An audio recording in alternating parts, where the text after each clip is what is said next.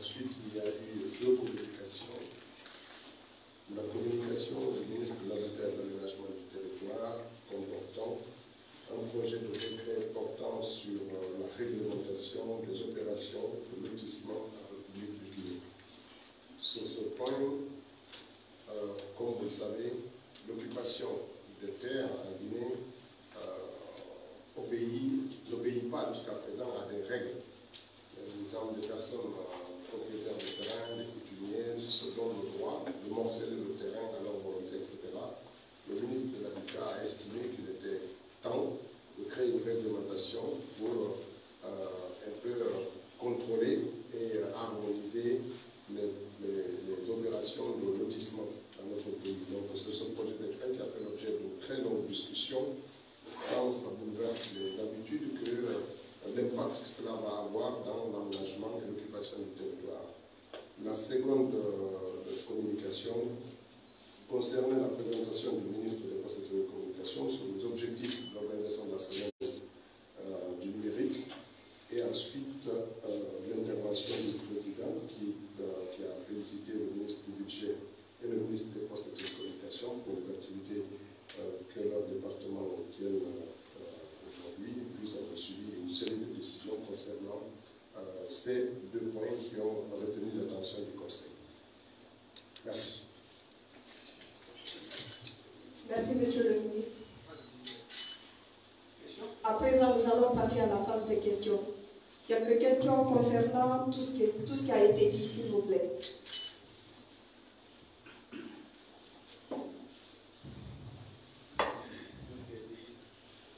Bonsoir, Monsieur le ministre. C'est un format économiste à Afrique Info Média. Pour ce qui est du ministère de l'Urbanisme, de l'Habitat, je crois, et du ministère, bien sûr. Donc, est-ce qu'une date est prévue, en tout cas pour ce qui est le déguerpissement? Parce qu'hier, on était au côté du MATD, et il a été annoncé qu'il y aura d'abord une campagne de sensibilisation.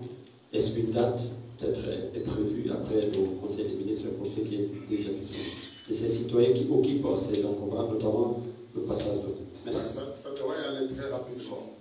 Il y a une opération d'information qui va démarrer, si ce n'est déjà le cas, dans les différents médias du pays, et pour informer les occupants illégaux des trajets de l'eau de déménager de leur propre gré.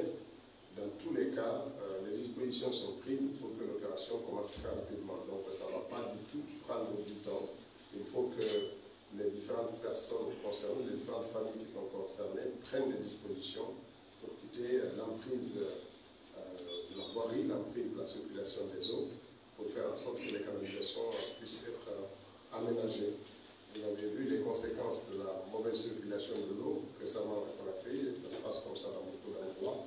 Il est donc important que les populations commencent à s'habituer à laisser des espaces non occupés, non occupables, pour faire en sorte que l'aménagement du territoire puisse avoir un sens pour la circulation des eaux, le passage des câbles électriques, le passage de la fibre optique, le passage du gaz éventuellement, le passage de tous les services communs qui irriguent nos vies contribuables, le faire dans le moyen à venir. Monsieur le ministre, mon nom c'est Yamboulou Bala, j'écris pour le site d'information de Guédi.com. Tout à l'heure, j'étais du côté du panel de P+, où j'ai suivi des panélistes sur la thématique femmes numériques, enjeux et perspectives. Et j'ai échangé avec une panéliste qui a proposé la digitalisation du processus électoral dans les années à venir, afin d'éviter la fraude. Est-ce que c'est le gouvernement, ça sera la même chose, vous avez ces genre de projet?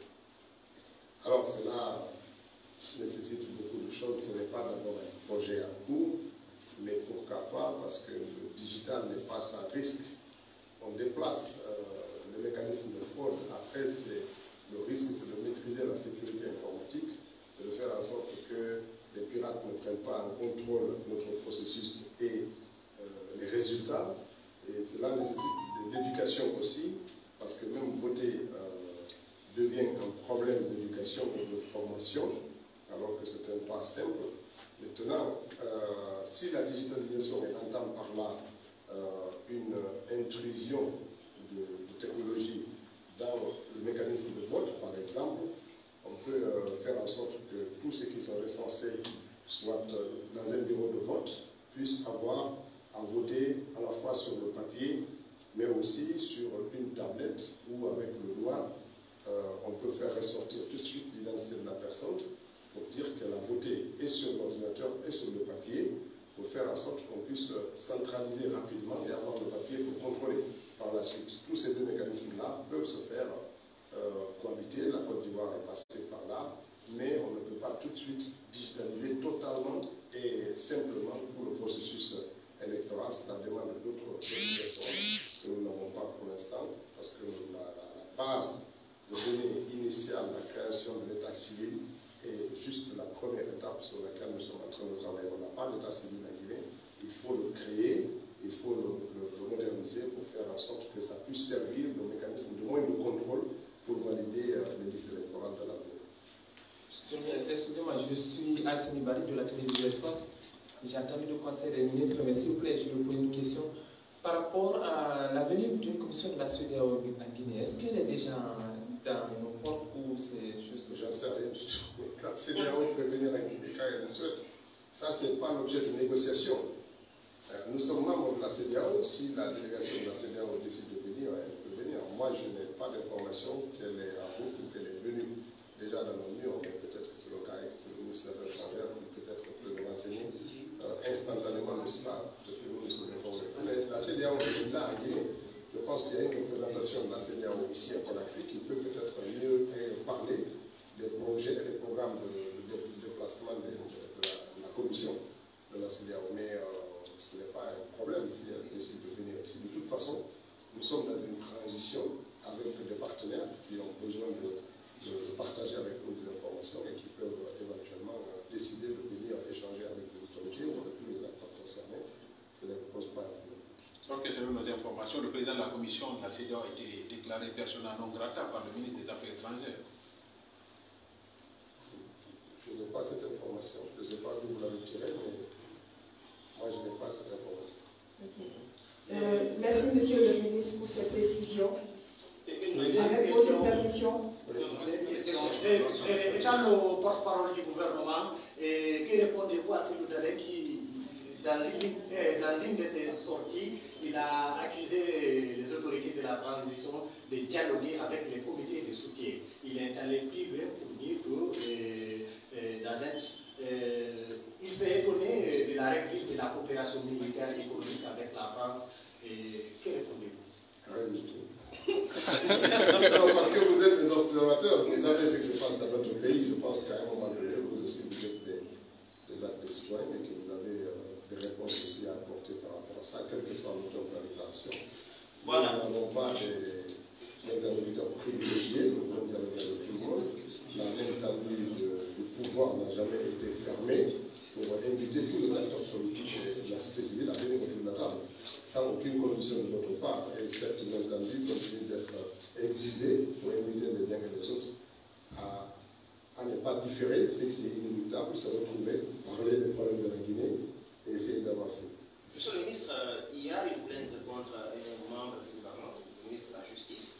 La plainte, bien sûr, c'est le FNDC que vous avez dissous. En tant que porte-parole du gouvernement, comment vous avez appris la nouvelle et quelle est votre réaction? Je ne pense pas que le FNDC en tant que tel puisse porter plainte. C'est une organisation qui est discipline, qui est discipline. Mais si les acteurs, les personnes sont visées en tant que telles, elles peuvent porter plainte s'ils estiment qu'ils ont un préjudice et la justice appréciera. Toutes personnes, on est tous des justiciables. Donc on n'est pas à l'abri des poursuites. Si quelqu'un estime qu'on lui a porté préjudice, il peut bien questionner la justice.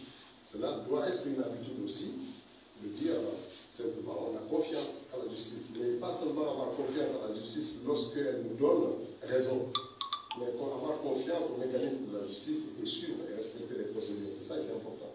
Monsieur le ministre, cette semaine, vous avez rencontré les partenaires techniques pour parler de l'évolution du programme. Le ministre de l'administration du territoire a fait savoir qu'il y a un retard aujourd'hui pour le financement du processus. Est-ce qu'aujourd'hui on peut dire que les partenaires retardent de mettre la main dans la poche? Non, c'est pas ça. Vous savez, les mécanismes de décaissement ne sont pas simples. Même le budget national, alors qu'on est dans notre propre pays, les budgets qui ont été alloués en décembre décembre, janvier de cette année, on est toujours au début du décaissement, 6 mois après. Alors on parle, parce que les mécanismes de décaissement financier obéissent à des règles. Et lorsqu'on a pris la décision de solliciter, est-ce que toutes ces organisations, tous ces pays avaient déjà anticipé en budgétisant l'aide nécessaire pour venir à l'appui à la Guinée? Ça obéit à des règles. Je ne pense pas qu'il y ait une volonté nette de ne pas accompagner la Guinée, parce que la communauté internationale est avec la Guinée pour nous accompagner à sortir de cette transition. Je ne vois pas ça comme un super futur. Merci. Merci beaucoup. Passez une bonne journée.